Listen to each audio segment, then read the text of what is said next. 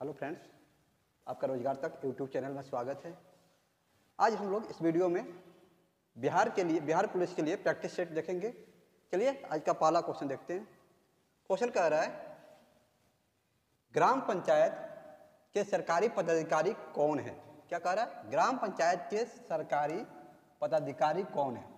Option A है प्रखंड विकास अधिकारी, ऑप्शन बी है पंचायत सेवक, ऑप्शन सी है जिला विकास पदाधिकारी और ऑप्शन डी है इनमें से कोई नहीं। यह कह रहा है ग्राम पंचायत के बारे में। ग्राम पंचायत जो ये है, हमारे संविधान में 73वां संविधान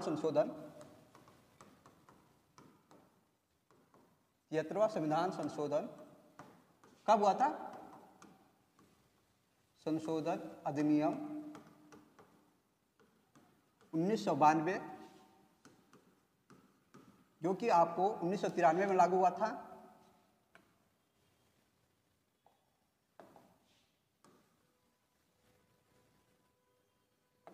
एक मिनट, 1993 में लागू हुआ था। ये आपको उस समय संविधान के भाग 9 में वर्णित है। इसमें क्या हुआ था? आर्टिकल अनुच्छेद 243 243 में ग्राम पंचायत के संबंध में जोड़ा गया था। इसके अलावा एक अनुसूची जोड़ी गई थी, 11वीं अनुसूची,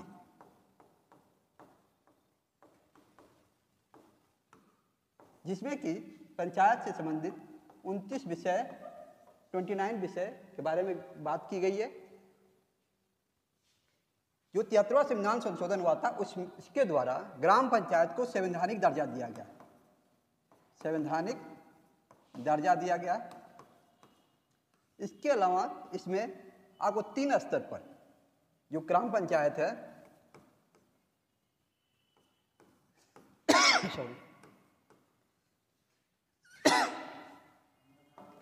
जो स्थानीय निकाय है, स्थानीय निकाय को 3 स्तरों पर डिवाइड किया गया है। एक है जिला स्तर पर, प्रखंड स्तर पर, एक है ग्राम सभा।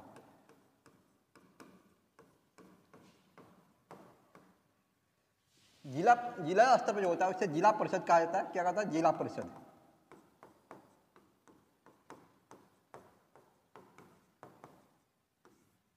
प्रखंड स्तर पर पंचायत समिति,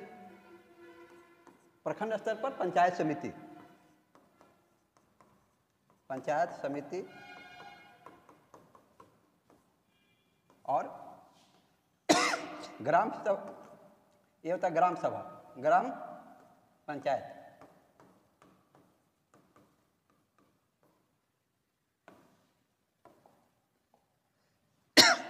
जो जिला परिषद का सरकारी अधिकारी होता है वो होता है आपको डीडीसी।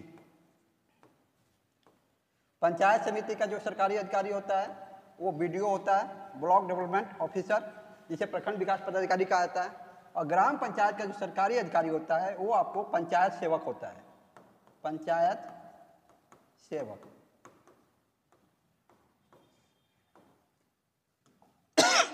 तो यहां कह रहा है ग्राम पंचायत के सरकारी पदाधिकारी कौन है? ऑप्शन ए है प्रखंड विकास पदाधिकारी, ऑप्शन बी है पंचायत सेवक, सही उत्तर होगा ऑप्शन बी पंचायत सेवक। जो जिला विकास पदाधिकारी है, ये आपको जिला परिषद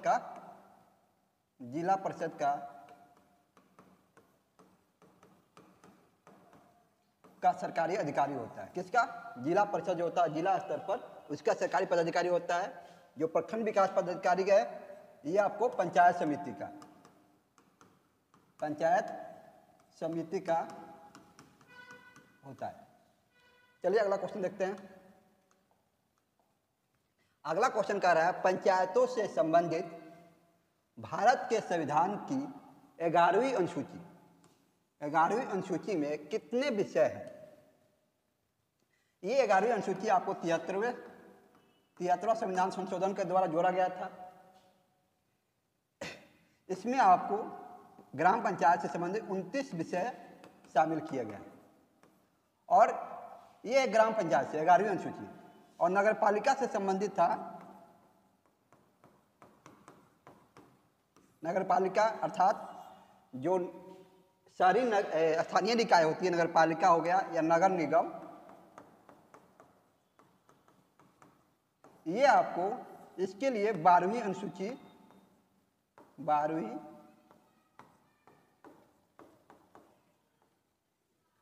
सूची जोड़ा गया था। वो किसके द्वारा? 74वां संविधान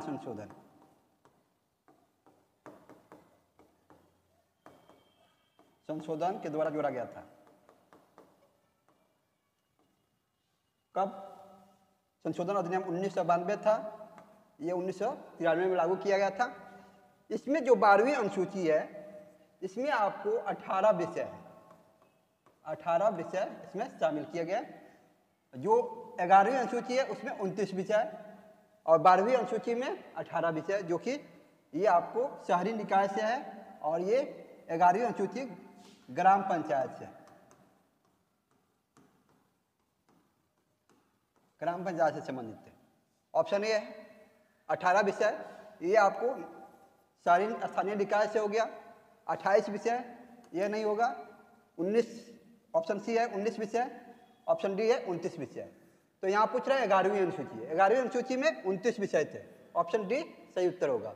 जो 18 विषय है ये आपको नगर पालिका से जो 12वीं अनुसूची है उसमें शामिल किया गया था। चलिए नेक्स्ट क्वेश्चन देखते हैं। अगला क्वेश्चन है केंद्रीय सरकार का उच्चतम सिविल अधिकारी कौन है?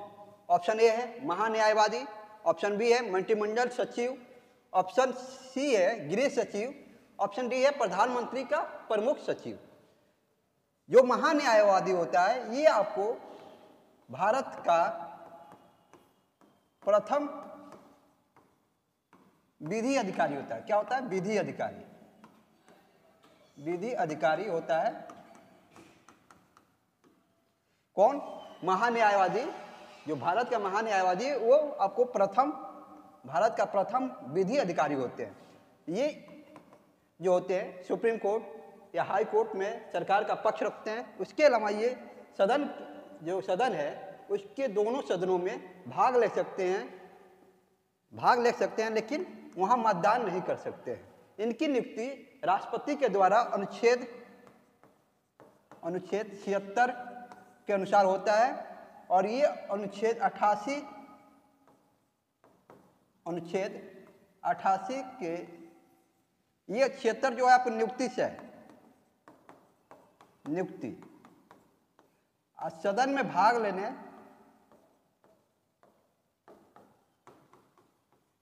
लेने का अधिकार है आपको अनुच्छेद 88 के अनुसार।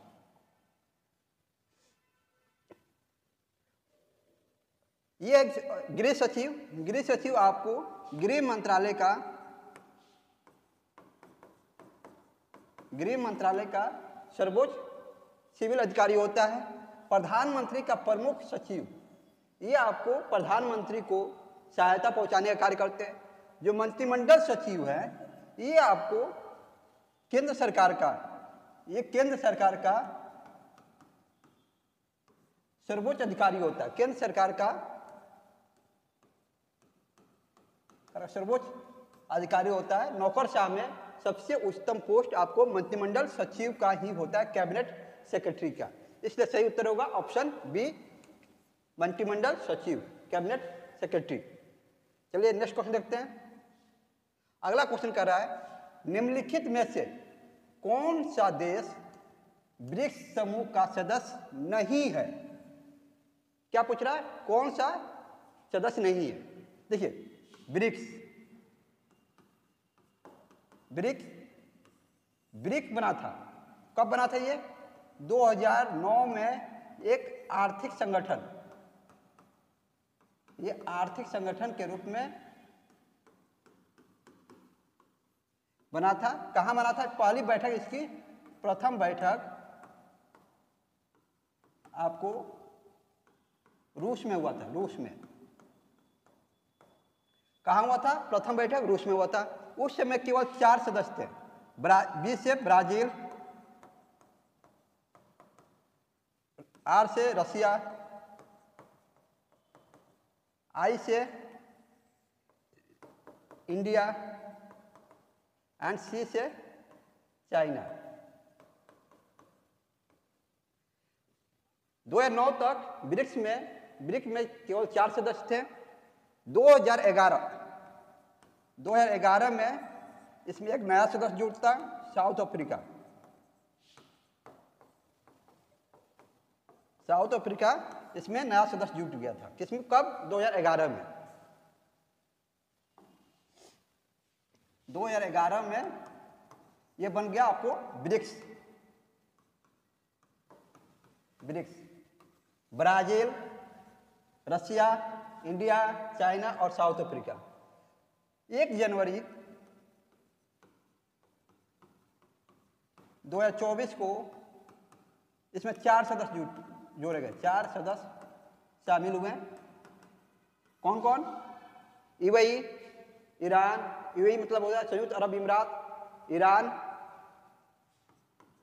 यूएई, ईरान, इथोपिया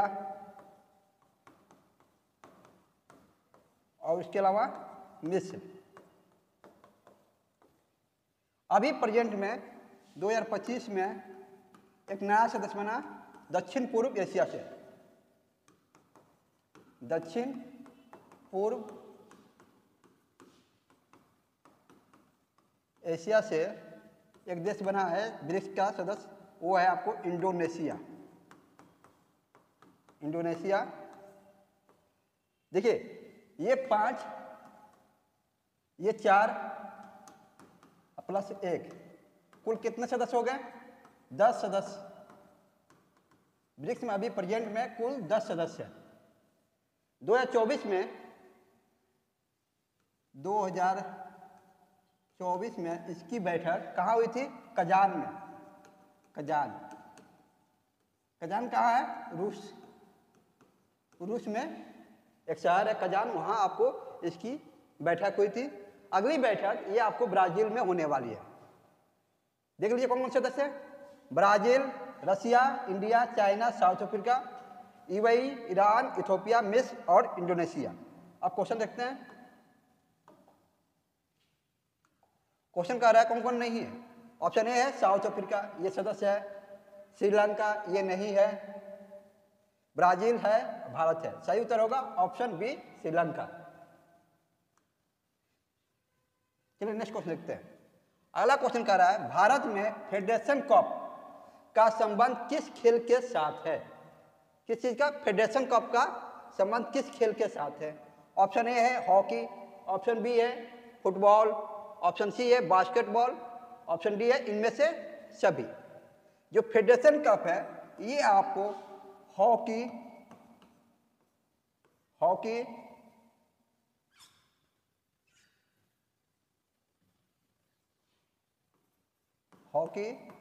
फुटबॉल,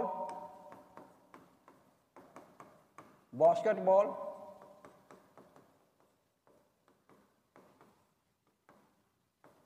इन तीनों से संबंधित है। हॉकी से संबंधित है, फुटबॉल से भी है और बास्केटबॉल से। इसका सही उत्तर होगा इनमें से सभी। फुटबॉल जो है इससे संबंधित जो कप है विभिन्न, डुरंड कप, संतोष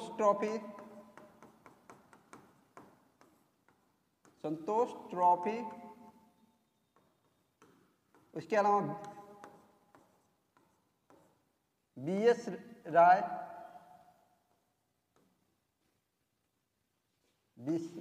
बीसी राय, इसके अलावा सुब्रत ट्रॉफी, हॉकी है Maharaja Ranjit Singh, Maharaja Ranjit Singh gold cup, basketball, Bangalore cup,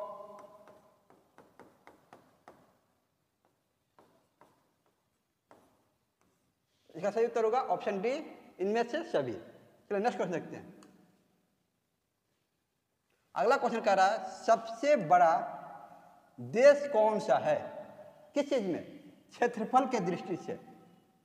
ये आपको पूरे वर्ल्ड में पूछ रहा है, विश्व में सबसे बड़ा देश कौन सा है? ऑप्शन ए है कनाडा, ऑप्शन बी है चीन, ऑप्शन सी है यूएसए, ऑप्शन डी है रूस। सबसे बड़ा देश कौन सा है?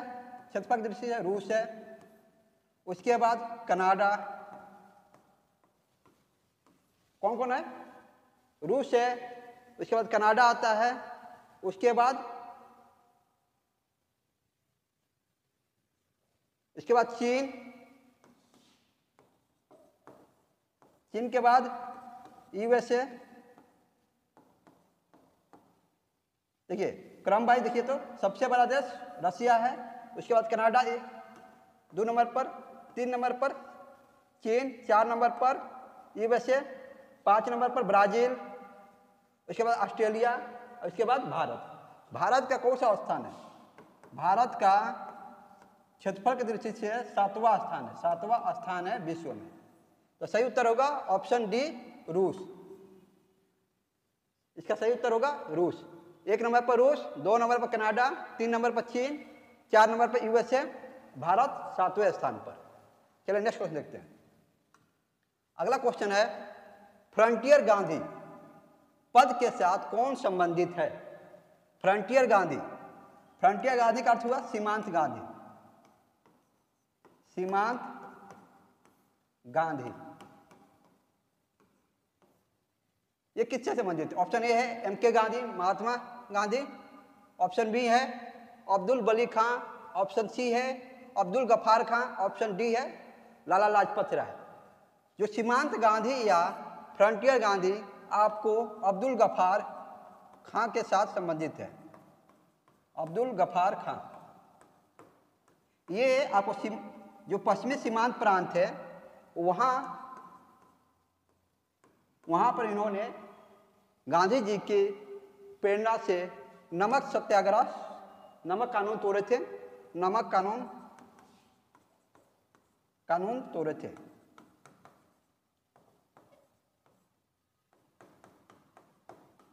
इसके अलावा ये एक पत्रिका निकालते थे पख्तून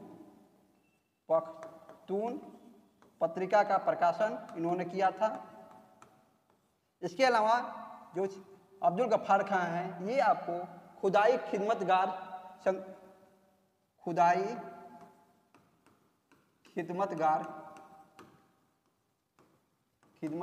संबंध, खिदमतगार एवं लाल कुर्ती संगठन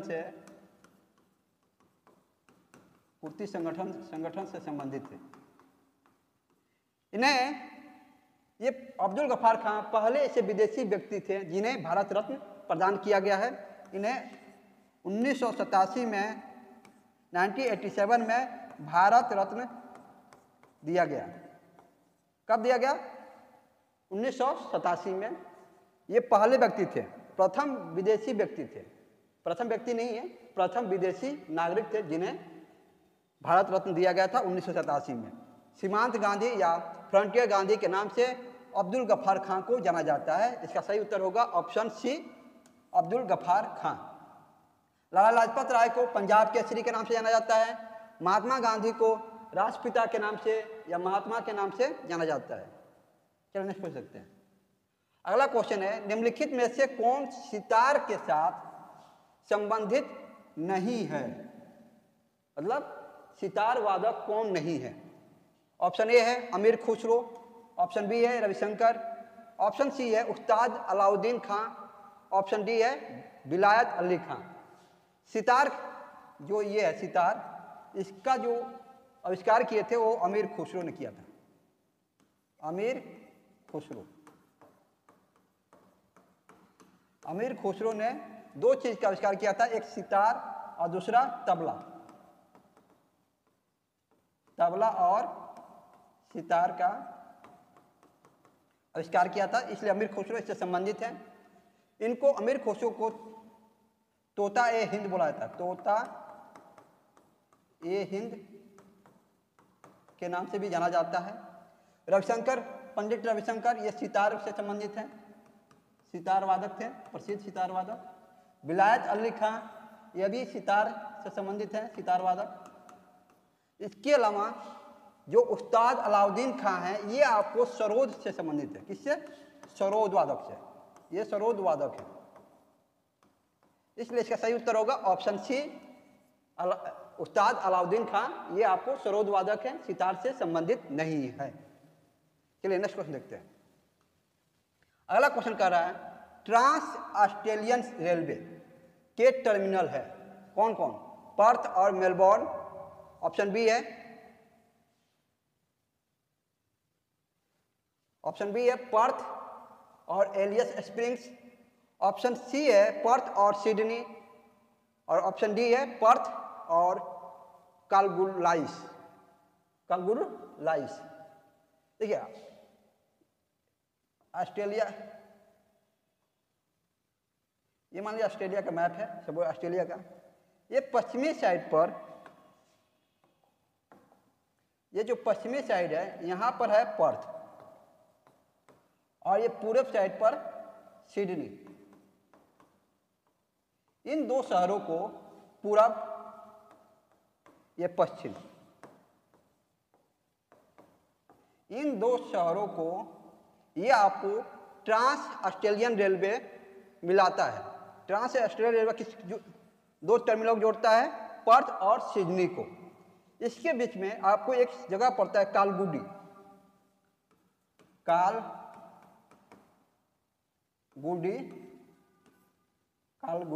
कालगुडी आपको जगह है। ये आपको सोना उत्पादक क्षेत्र है, सोना उत्पादक क्षेत्र कालगुडी। ये आपको इसी पाथ पर, इसी जो रेलवे है उस पर, उस रास्ते में पड़ता है। इसका सही उत्तर होगा ऑप्शन सी, पर्थ और सिडनी को जोड़ता है। किसे? उसको पर्थ और सिडनी शहर को जोड़ता है। आपको जो ये जो कि जगह है जिस पर सोना उत्पादक क्षेत्र है, कालूगार्डी जगह है, कालूगार्डी जगह, ये सोना उत्पादक क्षेत्र है। इसी आपको रेलवे लाइन के साइड में पड़ता है। चलिए नेक्स्ट क्वेश्चन देखते हैं। अगला क्वेश्चन है निम्नलिखित में से कौन से कायांतरित शैल है? कायांतरित शैल क्या होता है? जब आग्नेय और अवसादी चट्टानें किसके कारण? दाब, ताप आदि के कारण अपना रूप, गुण और रूप चेंज कर लेते हैं, रूप परिवर्तन होता है, परिवर्तन करके कायांतरित हो जाते हैं, रूपांतरित कर लेते हैं, तब उसे कायांतरित शैल कहते हैं।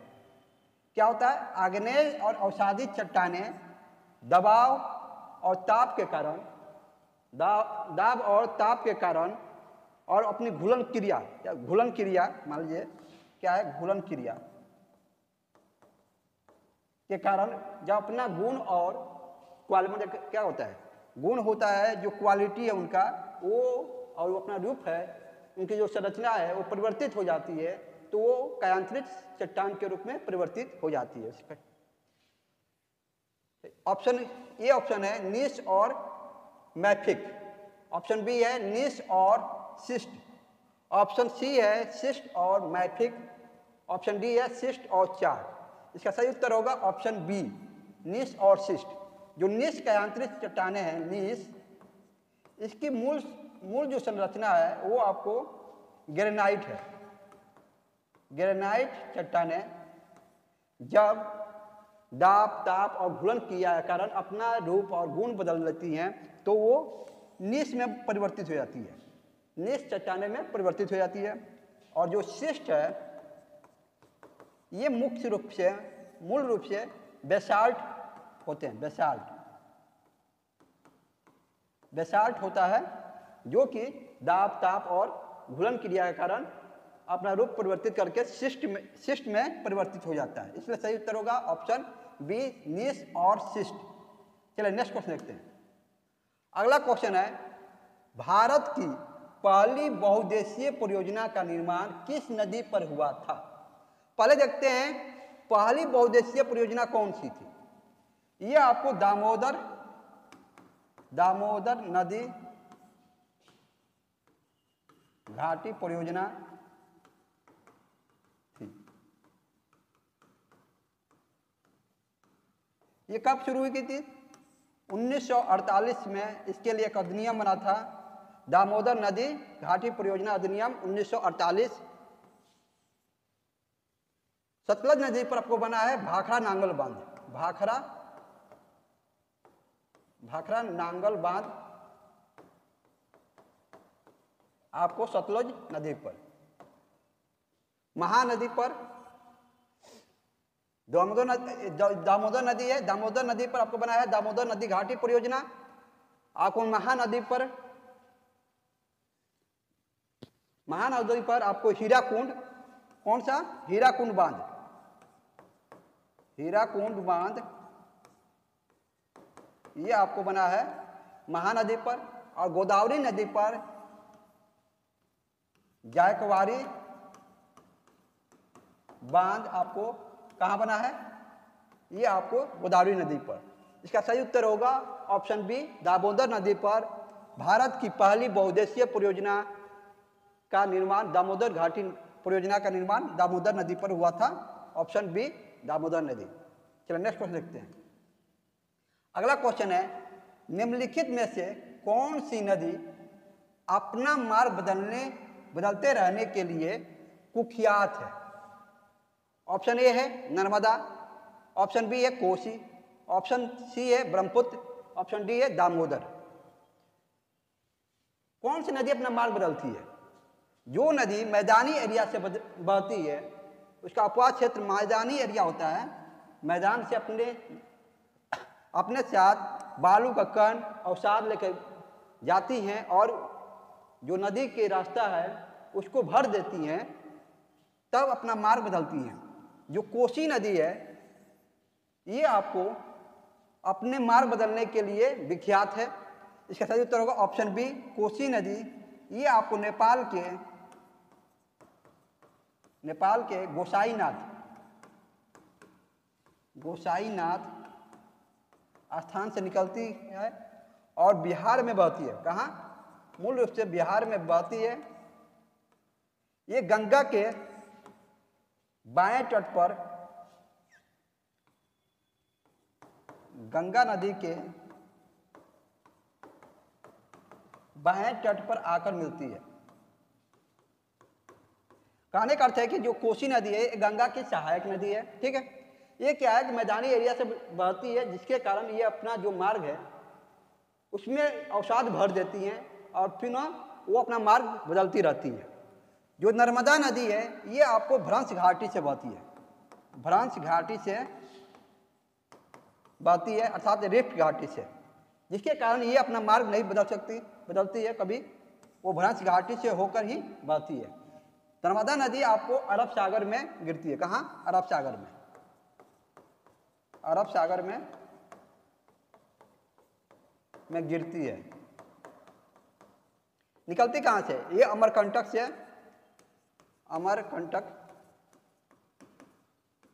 से निकलती है। ब्रह्मपुत्र नदी तिब्बत से निकलती है और बंगाली खाड़ी में गिरती है।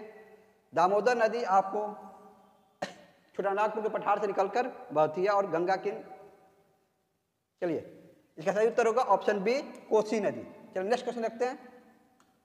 अगला क्वेश्चन है, ऊंचे क्षेत्रों में लेटेराइट मृदा की रचना होती है।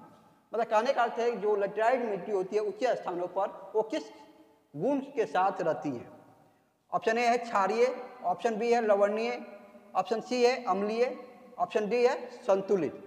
बताइए इसका आंसर क्या होगा? जो लेटेराइट मिट्टी होती है ये आपको कहाँ मिलती है? भारत में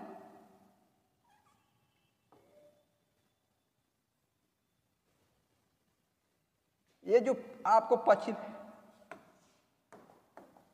जो भारत का ये पश्चिमी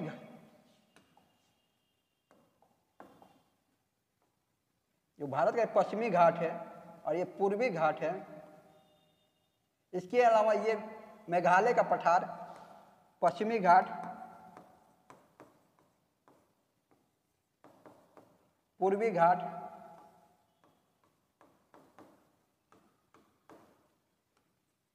मेघालय का पठार,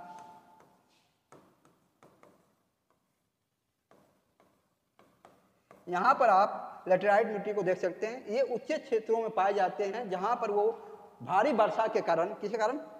भारी वर्षा के कारण क्या होता है? निच्छालन होता है।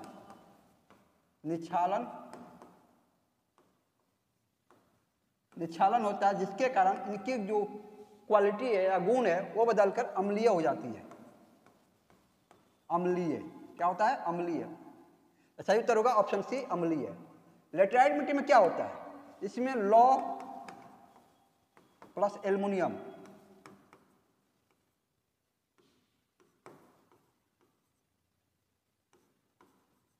एल्युमिनियम की मात्रा ज्यादा होती है। क्या होता है? इसमें लौ और एल्युमिनियम की मात्रा ज्यादा होती है। इसमें कमी क्या होता है? कमी होता है आपको नाइट्रोजन की कमी होती है। इसके अलावा चूना की कमी होती है और इसकी उर्वरक क्षमता, हुमस की कमी होती है, जिसके कारण ये उर्वरक नहीं होती है। अगर इसमें खाद मिला दिया जाए तो यहाँ पर चाय,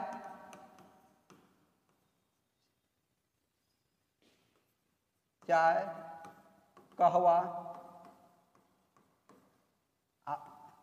मसाले आदि की खेती अच्छी मात्रा में की जा सकती है। इसका सही उत्तर होगा ऑप्शन सी, अम्लीय। चलिए नेक्स्ट क्वेश्चन देखते हैं। अगला क्वेश्चन कह रहा है निम्नलिखित में से किसको सह्याद्री पर्वतमाला भी कहा जाता है? ऑप्शन ए है पूर्वी घाट, ऑप्शन बी है पश्चिमी घाट, ऑप्शन सी है शिवालिक पहाड़ियां, ऑप्शन डी है विंध्य पर्वत। आपको बताते हैं।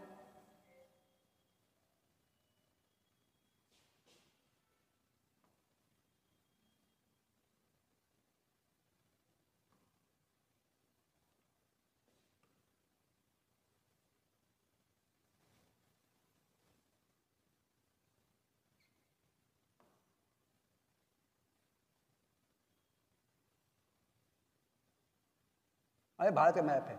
जो हिमालय का ये सबसे बाह्य भाग है, ये बाह्य भाग, इसको बोलते हैं बाह्य भाग को शिवालिक। बाह्य भाग को मतलब शिवालिक कहा जाता है। आपको विंध्य पर्वत, विंध्याचल विंध्य पर्वत, ये जो पार्ट है आपको ताप्ती नदी से लेकर ताप्ती नदी,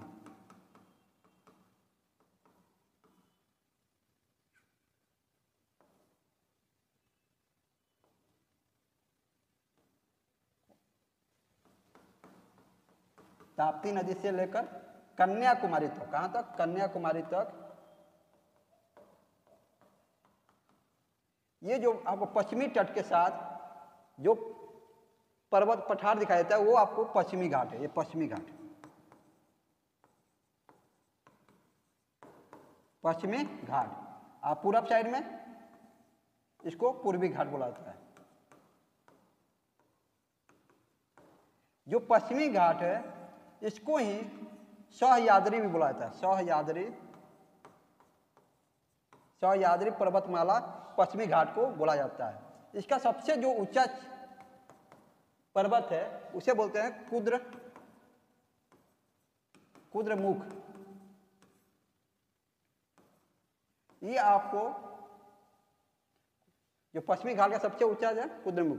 इसका सही उत्तर होगा ऑप्शन बी, पश्चिमी घाट को सह्याद्री पर्वतमाला बोला जाता है। चलो नेक्स्ट क्वेश्चन देखते हैं। भारतीय नागरिकों और विदेशियों को प्राप्त है क्या? ऑप्शन ए है राजनीतिक अधिकार, ऑप्शन बी है मौलिक अधिकार, ऑप्शन सी है सिविल अधिकार, ऑप्शन डी है विधिक अधिकार। जो राजनीतिक और सिविल अधिकार है ये केवल नागरिकों को मिला है, केवल नागरिकों को प्राप्त है। कौन सा अधिकार? राजनीतिक और सिविल अधिकार। ये मौलिक अधिकार जो है इसमें कुछ आपको केवल नागरिकों को मिला है, और उसके अलावा जैसे 15, अनुच्छेद 15, 16, 19, 29 एवं 30, ये जो अनुच्छेद में मौलिक अधिकार मिला है केवल नागरिकों को। कौन कौन? 15, 16, 19, 29 और 30, इसके अंतर्गत जो भी अधिकार है ये आपको केवल नागरिकों को मिला है। उसके अलावा 14, 17, 18, 20, 21, 22, 23, 24, 25, 26, 27, 28, ये जो मौलिक अधिकार है ये आपको नागरिकों के साथ साथ विदेशियों को भी मिला है। लेकिन यहाँ जो विधिक अधिकार है ये आपको दोनों को मिला है। किसको? नागरिक प्लस विदेशी। जो विधिक अधिकार है वो आपको दोनों को मिला हुआ है, नागरिकों को भी और विदेशियों को भी। इसलिए सही उत्तर होगा ऑप्शन डी, विधिक अधिकार। ये देख ले, मौलिक अधिकार में केवल अनुच्छेद 15, अनुच्छेद 16, अनुच्छेद 19, अनुच्छेद 29 और अनुच्छेद 30, इसके अंतर्गत जो भी मौलिक अधिकार है वो केवल नागरिकों को दिया गया है। चलिए नेक्स्ट क्वेश्चन देखते हैं। अगला क्वेश्चन है, मंत्रिपरिषद की बैठकों की अध्यक्षता कौन करता है? किस चीज का? मंत्रिपरिषदों की बैठक की अध्यक्षता कौन करता है? जो मंत्रिपरिषद है ये आपको प्रधानमंत्री और कैबिनेट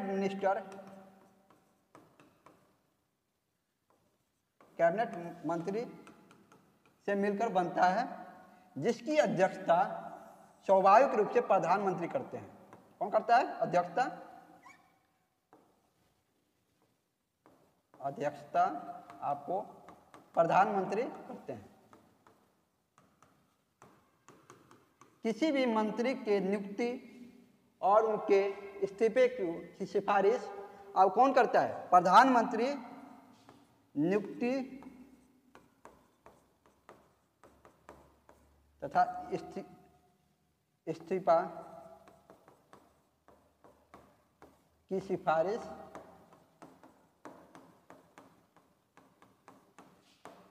प्रधानमंत्री राष्ट्रपति को करते हैं। इसका सही उत्तर होगा ऑप्शन ए, प्रधानमंत्री मंत्रिपरिषद की अध्यक्षता करते हैं। चलिए नेक्स्ट क्वेश्चन देखते हैं। लोकसभा अध्यक्ष, ये आपको लोकसभा के प्रधान अध्यक्ष होते हैं। राष्ट्रपति नहीं करते हैं, प्रधानमंत्री मंत्रिपरिषद की अध्यक्षता करते हैं। चलिए नेक्स्ट क्वेश्चन देखते हैं। अगला क्वेश्चन है, गांधी जी का राजनीतिक गुरु किसे माना जाता है?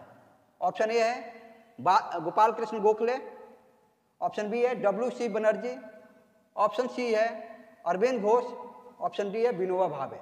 विनोबा भावे आपको प्रथम व्यक्तिगत सत्याग्रही थे। व्यक्तिगत सत्याग्रही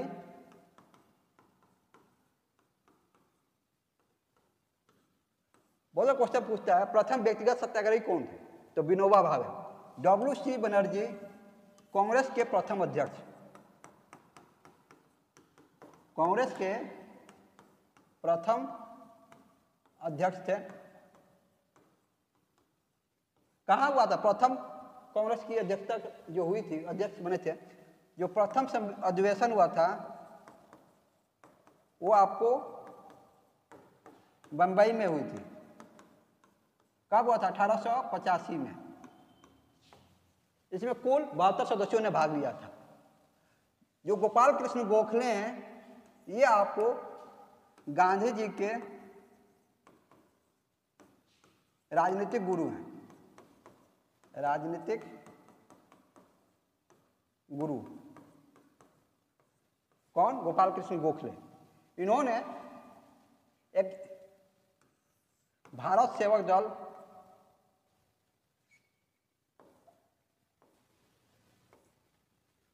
गोपाल कृष्ण गोखले ने भारत सेवक दल भारत सेवक दल की स्थापना की थी, सेवक दल की स्थापना की थी।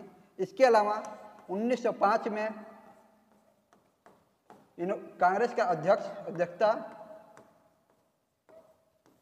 कांग्रेस की अध्यक्षता किए थे। कब? 1905 के कांग्रेस के अधिवेशन में गोपाल कृष्ण गोखले ने कांग्रेस की अध्यक्षता किए थे। चलिए नेक्स्ट क्वेश्चन देखते हैं। इसका सही उत्तर होगा ऑप्शन ए, गोपाल कृष्ण गोखले गांधी जी के राजनीतिक गुरु माना जाता है।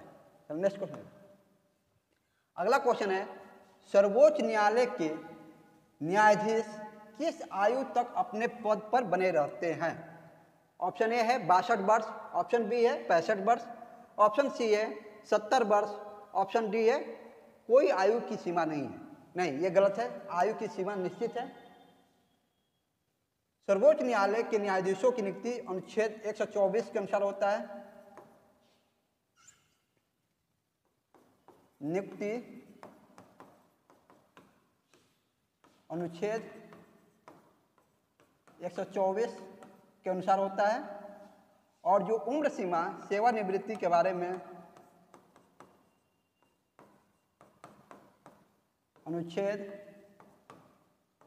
124(2) में कहा गया है, जो इनकी आयु निश्चित की गई है वो आपको 65 वर्ष है। सर्वोच्च न्यायालय की 65 वर्ष और उच्च न्यायालय कितने न्यायाधीशों की? सर्वोच्च न्यायालय का 65 वर्ष है। जो 62 वर्ष है ये आपको हाई कोर्ट का है।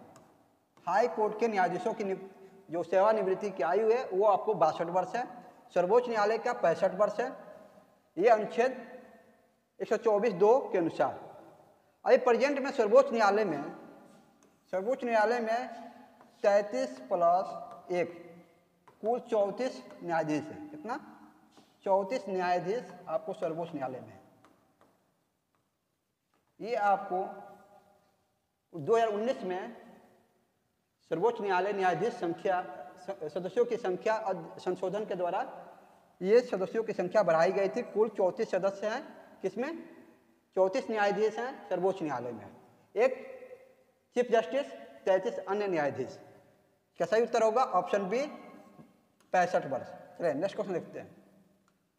अगला क्वेश्चन कह रहा है, भारतीय नागरिकों के मौलिक अधिकारों को निलंबित किया जा सकता है। निलंबित का अर्थ क्या है? स्थगित किया जा सकता है। कब? ऑप्शन ए है राष्ट्रीय आपातकाल के दौरान, ऑप्शन बी है वित्तीय आपातकाल के दौरान, ऑप्शन सी है कभी भी, ऑप्शन डी है कभी किसी भी दशा में। ये तो नहीं होगा, कभी भी नहीं होता है। कभी भी आप निलंबित नहीं कर सकते हैं, किसी भी दशा में नहीं कर सकते हैं। जो मौलिक अधिकार को निलंबित करने की बात है वो आपको अनुच्छेद 358 में कहा गया है। 358 में कहा गया है, जब बाह्य आक्रमण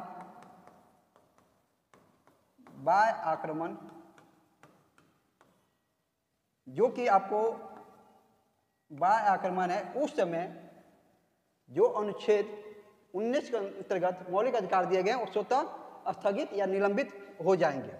बाह्य आक्रमण आपको अनुच्छेद 352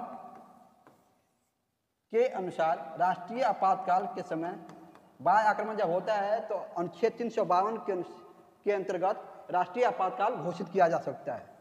राष्ट्रीय आपातकाल घोषित किया जा सकता है और उस समय आपको जो मौलिक अधिकार है वो निलंबित हो जाते हैं। सही उत्तर होगा ऑप्शन ए, राष्ट्रीय आपातकाल के दौरान। चलिए नेक्स्ट क्वेश्चन देखते हैं। अगला क्वेश्चन है, निम्नलिखित में से कौन सा तत्व राज्य की अनिवार्य तत्व नहीं है? तो ये देखते हैं राज्य के अनिवार्य तत्व क्या क्या है। जनसंख्या, दूसरा राज्य क्षेत्र, तीसरा सरकार और चौथा संप्रभुता।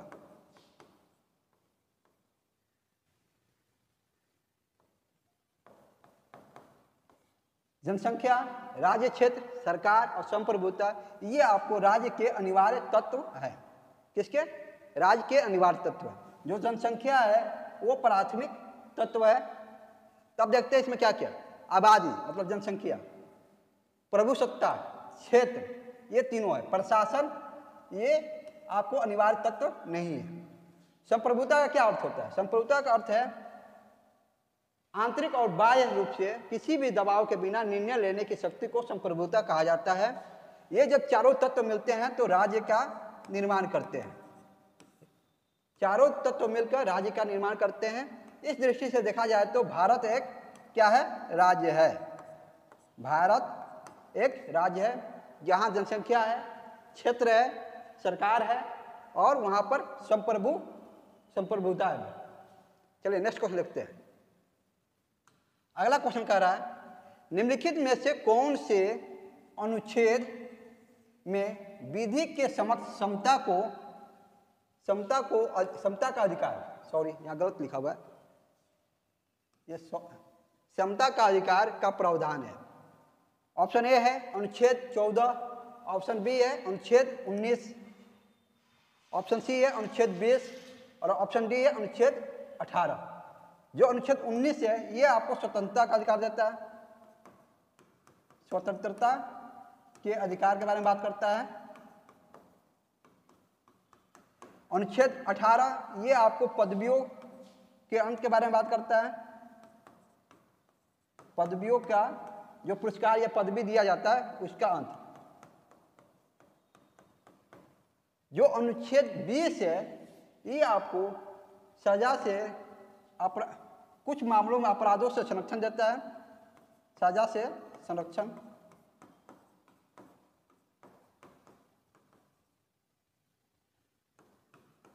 जो अनुच्छेद 14 है ये आपको विधि के समक्ष समता के अधिकार प्रदान करता है। विधि के समक्ष समता समानता प्रदान करता है। कौन सा? अनुच्छेद 14। विधि के समक्ष मतलब विधि के सामने मतलब कानून के सामने सभी लोग समान हैं, ये आपको अनुच्छेद 14 में कहा गया है। इसमें सही उत्तर होगा ऑप्शन ए अनुच्छेद 14। चलिए नेक्स्ट क्वेश्चन देखते हैं। अगला क्वेश्चन है भारत के महान्यायवादी की नियुक्ति कौन करता है? भारत के महान्यायवादी की नियुक्ति कौन करता है? ऑप्शन ए है उच्चतम न्यायालय के मुख्य न्यायाधीश, ऑप्शन बी है संसद, ऑप्शन सी है विधि मंत्री, ऑप्शन डी है राष्ट्रपति। जो महान्यायवादी होता है ये आपको प्रथम विधि अधिकारी होता है, प्रथम विधि अधिकारी होता है। किसी भी भारत का महान्यायवादी भारत का प्रथम विधि अधिकारी है।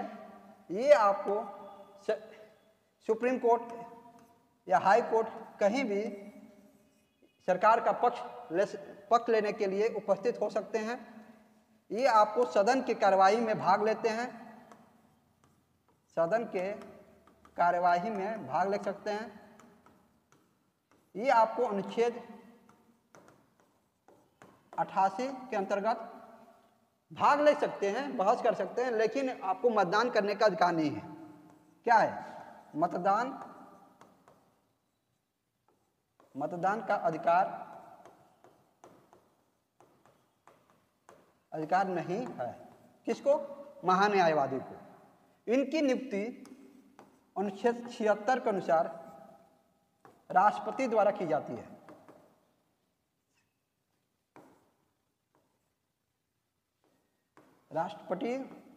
राष्ट्रपति द्वारा महान्यायवादी की नियुक्ति की जाती है। किसके द्वारा? राष्ट्रपति के द्वारा महान्यायवादी की नियुक्ति अनुच्छेद 76 के अनुसार की जाती है। इसका सही उत्तर होगा ऑप्शन डी राष्ट्रपति। उच्चतम न्यायालय के मुख्य न्यायाधीश या अन्य न्यायाधीशों की नियुक्ति भी राष्ट्रपति के द्वारा ही की जाती है। संसद द्वारा नहीं की जाती है किसी की भी नियुक्ति। चलिए अगला क्वेश्चन देखते हैं।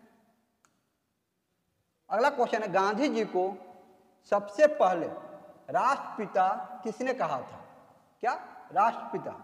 ऑप्शन ए है रविन्द्रनाथ टैगोर, ऑप्शन बी है सुभाष चंद्र बोस, ऑप्शन सी है जवाहरलाल नेहरू, ऑप्शन डी है सरदार वल्लभ भाई पटेल। महात्मा गांधी को रविन्द्रनाथ टैगोर ने महात्मा की उपाधि दी थी। महात्मा की उपाधि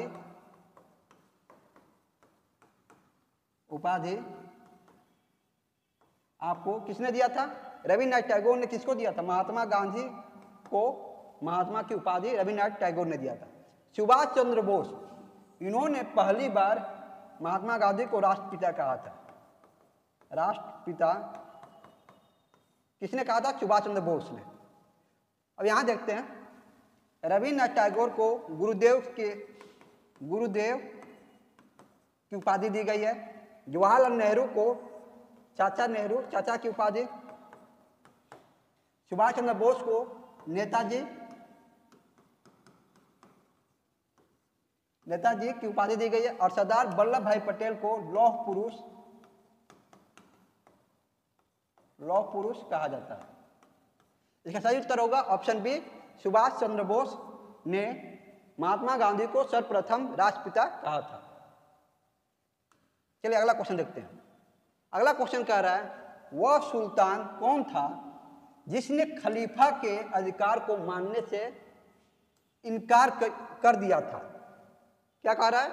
कौन सा ऐसा सुल्तान था जिसने खलीफा का अधिकार मानने से इनकार कर दिया था? ऑप्शन ए है अलाउद्दीन खिलजी, ऑप्शन बी है गयासुद्दीन तुगलक, ऑप्शन सी है मोहम्मद बिन तुगलक, ऑप्शन डी है कुतुबुद्दीन मुबारक। इसका सही उत्तर होगा ऑप्शन ए, अलाउद्दीन खिलजी ने खलीफा का अधिकार मानने से इनकार कर दिया था। खलीफा का जो अलाउद्दीन खिलजी है, इसका शासनकाल आपको 1296 ईस्वी से लेकर 1316 ईस्वी तक है। इसने सर्वप्रथम नगद वेतन एवं अस्थायी सेना रखने का कार्य किया था। इसके अलावा इसने घोड़ा दागने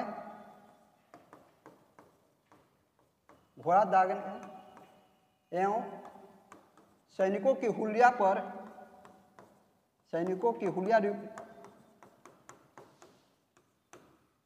हुलिया लिखवाने पर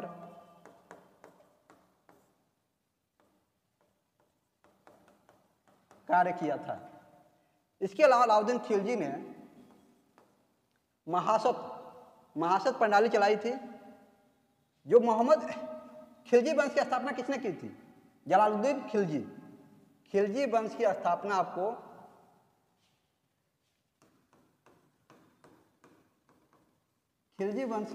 किसने की थी? 1290 में किया गया था। किसके द्वारा? जलालुद्दीन खिलजी।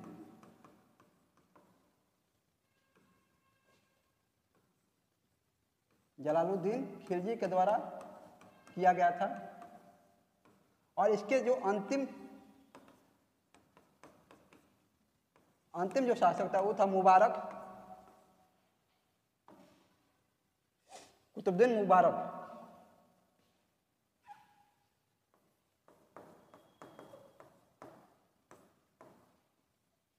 कुतुबुद्दीन मुबारक खिलजी वंश का अंतिम शासक था। क्यों? कुतुबुद्दीन मुबारक। गयासुद्दीन तुगलक, ये आपको तुगलक वंश के संस्थापक थे। तुगलक वंश का संस्थापक गयासुद्दीन तुगलक, ये आपको इसके बाद आता है मोहम्मद बिन तुगलक। इसने अपनी राजधानी बदलने के लिए फेमस थे। इन्होंने अपना राजधानी बदलकर दौलताबाद कर दिया था। दौलताबाद किया था। मोहम्मद बिन तुगलक ने राजधानी को चेंज किया था, राजधानी दौलताबाद किया था। क्या सही उत्तर होगा? ऑप्शन ए, अलाउद्दीन खिलजी, जिसने खलीफा के अधिकार को मानने से इनकार कर दिया था। मोहम्मद बिन तुगलक ने भी प्रारंभ में खलीफा का अधिकार या उलमाओं का अधिकार मानने से इनकार किया था, लेकिन बाद में उनको मानना पड़ा था। चलिए नेक्स्ट क्वेश्चन देखते हैं। अगला क्वेश्चन है, भारत में लौ युग जुड़ा हुआ है। कहने का अर्थ है भारत में लौ युग किससे जुड़ा हुआ है? ऑप्शन ए है चित्रित धूसर मृत भांडों से, ऑप्शन बी है काले और लाल मृत भांडों से। ऑप्शन सी है गेरू रंग के मृत भांडों के साथ, जिसे ओसीपी कहा जाता है। और डी है उत्तरी काली पॉलिश वाले मृत भांडों के साथ। इसका सही उत्तर होगा ऑप्शन ए, चित्रित धूसर मृत भांडों से। लौह युग के बारे में अतिरंजित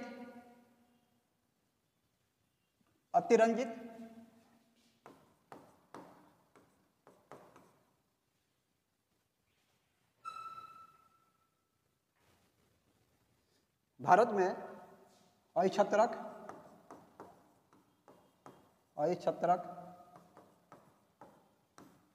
रोपर, आलमगीरपुर आदि जगहों से जो चित्रित धूसर मृत भांड मिले हैं, उससे लौह युग के बारे में पता चलता है। किसके बारे में? चित्रित धूसर मृत भांड मिले हैं। कहाँ से? अहिछत्रक, रोपन, आलमगीरपुर, जो कि आपको लौह युग के बारे में बताता है। इसका सही उत्तर होगा ऑप्शन ए, चित्रित धूसर मृत भांडों के साथ। ये रहा आज के बिहार पुलिस के लिए प्रैक्टिस सेट। अब नेक्स्ट रोज पर डे आपको एक सेट 25 क्वेश्चन का जीके एंड जीएस का करंट अफेयर्स जो शामिल करके मिलेगा। आज के लिए इतना ही। Thank you.